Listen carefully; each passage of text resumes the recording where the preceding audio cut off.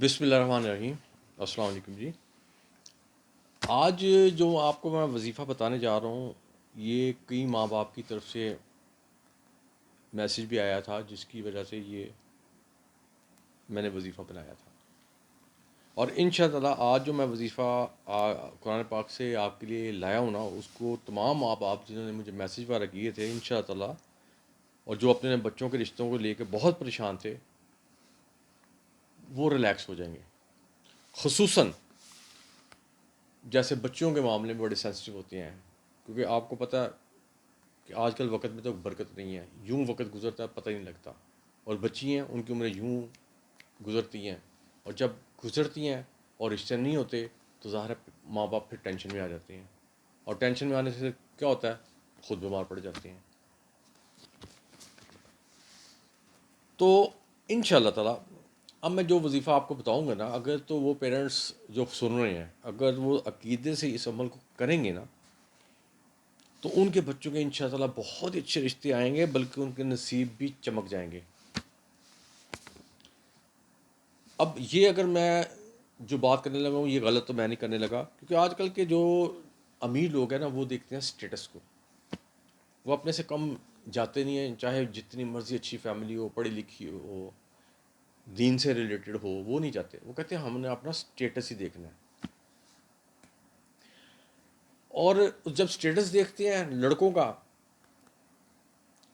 تو لڑکوں کی عمر 35-40 سال ہوتی ہے، لیکن ان کی ڈیمانڈ ہوتی ہے جی لڑکی تو ہمیں 20-22 سال کی چاہیے، اور جب اپنی بچوں کا مسئلہ آتا ہے ان کی عمر جتنی مرضی زیادہ بڑھ جائے، ہمیں تو جی لڑکا 28 تک، اس سے اوپر نہیں چاہیے ہمیں۔ تو یہ اس کو ہم کیا کہتے ہیں، اسٹیٹس، اور یہ سب سے بڑا المیہ ہے آج کل۔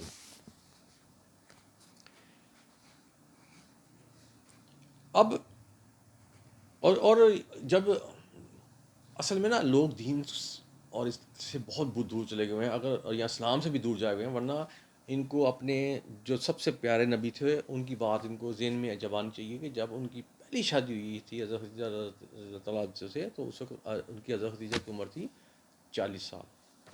اور جو ہمارے نبی تھے ان کی تو وہ کچھ بھی نہیں تھی، صرف جسٹ 25 سال تھی، 25 years old۔ یعنی کہ حضور صلی اللہ علیہ وسلم نے شروع میں ہی اس چیز کو گلا دبا دیا تھا۔ کیوں دبایا تھا؟ یہ نہ ہو کہ جو غریب گھر کی لڑکی ہیں ان کی عمر زیادہ ہوں اور وہ گھروں میں ہی رہ کے ان کی رشتہ نہ نہیں ملیں گے ان کو، اور گھروں میں رہ کے ہی وہ جہاں سے آئی ہیں وہیں چلی جائیں گی۔ سمجھ گئے میں کیا کہنا چاہ رہا ہوں؟ اور اگر آپ دیکھیں تو یہ حدیث میں بھی یہ کہا گیا ہے کہ اپنے بچوں کے رشتے کرو، لیکن مال کی بنیاد پہ نہیں، دین کی بنیاد پہ کرو آپ۔ اور جہیز وغیرہ قرآن پاک پڑھ لیں، کچھ بھی پڑھ لیں، نہ اللہ تعالیٰ کو یہ چیز پسند ہے، نہ ہمارے نبی صلی اللہ علیہ وسلم کو چیز پسند ہے، بلکہ وہ تو اس چیز کو لعنت ہی کہتے ہیں نا، کیونکہ یہ بھول جاتے ہیں جب آپ کسی کے گھر سے بچی لاتے ہیں تو وہ اپنے جسم کا ایک اپنا ٹکڑا، جسم کا ٹکڑا ہی ہے نا وہ اپنا، جس کو اس نے 20-25 سال لگا محنت کر کے پالا ہے اور آپ کے سپرد کر رہا ہے، کوالیفیکیشن ظاہر ہے، اس کو تعلیم بھی دیتا ہے، اخراجات بھی اس کو ہوتے ہیں، لیکن یہ چیزیں لوگ دیکھتے ہیں کہ اس نے اپنی بیٹی کو دینا کیا ہے، اور یہی سارے فساد کی جڑ ہے۔ اور آج کل تو خیر آپ یہ چیزیں عروج پہ جا رہی ہیں، بلکہ اس سے تو یورپ اچھا ہے، جس میں اب ان چیزوں کو جو جہیز وغیرہ جن کی چیزوں کی ہمیں نفی کرنی چاہیے، یورپ والے اس کی چیز بچے وہاں کی نفی کر رہے ہیں، بالکل جہیز پہ وہ بلیو نہیں رکھ رہے۔ جن کو رکھنا چاہیے وہ رکھ نہیں رہے،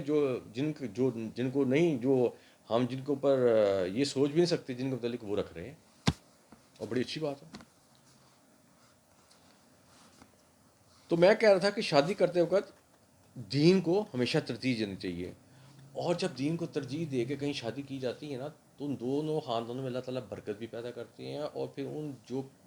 بچوں کے آگے سے بچے ہوتے ہیں وہ بھی اسلام سے بڑے قریب ہوتے ہیں۔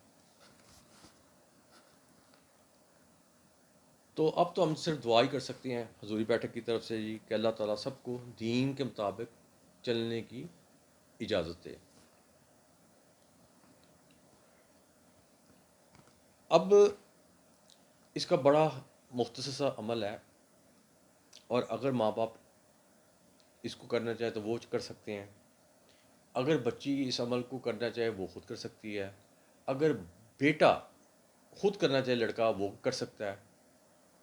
اگر ان کسی کے پاس بھی ٹائم نہیں ہے تو ان کے میرڈ بھائی بہن جو ہیں وہ بھی کر سکتے ہیں۔ اور یہ جو عمل ہے نا، یہ اتنا پیارا عمل ہے کہ ان شاء اللہ تعالیٰ یہ جو گھر میں بیٹھے ہوئے ہیں نا ماں باپ، ٹینشنیں لے کے بیمار ہو کے بیٹھے ہوئے ہیں کہ بچیوں کے رشتے نہیں آ رہے، وہ نہیں آ رہے، لوگ جہیز مانگ رہے ہیں، وہ یہ مانگ رہے ہیں، تو یہ پڑھنے کے بعد ان شاء اللہ تعالیٰ ان کا یہ مسئلہ حل ہو جائے گا، رشتے اچھے بھی آئیں گے اور ان شاء اللہ تعالیٰ جہیز کا مسئلہ بھی حل ہو جائے گا۔ اب عمل کی طرف میں آ جاتا ہوں۔ سمپل سا عمل ہے، پہلے آپ نے 9 دفعہ پڑھنا ہے درود ابراہیم، یا کوئی بھی درود پڑھ لیں آپ، میں تو سب سے افضل کیونکہ درود ابراہیم ہے اس لیے میں اسی کو ترجیح دیتا ہوں۔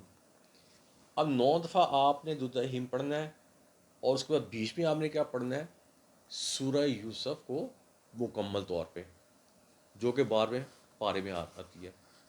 اور جب سورہ یوسف آپ مکمل پڑھ لیں، اس کے بعد آپ نے دوبارہ 9 دفعہ درود ابراہیم کو پڑھ لینا ہے، اور یہ پڑھنے کے بعد پھر آپ نے اپنے بچی ہوں یا بچے ہوں اور ان کے لیے آپ نے دعا مانگنی ہے کہ یا اللہ تعالیٰ ہماری بچوں کے نصیب اچھے کر، یا اللہ تعالیٰ اچھے اسباب پیدا کر۔ تو اس قسم جب آپ اللہ تعالیٰ سے دعائیں مانگیں گے تو یقین کریں اللہ تعالیٰ ان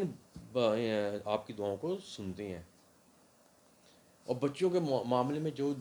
ہے نا، میں ایک یہاں بات کرتا جاؤں جن کے اوپر ہمارا پکا بلیو ہونا چاہیے، کہ جو بچوں کا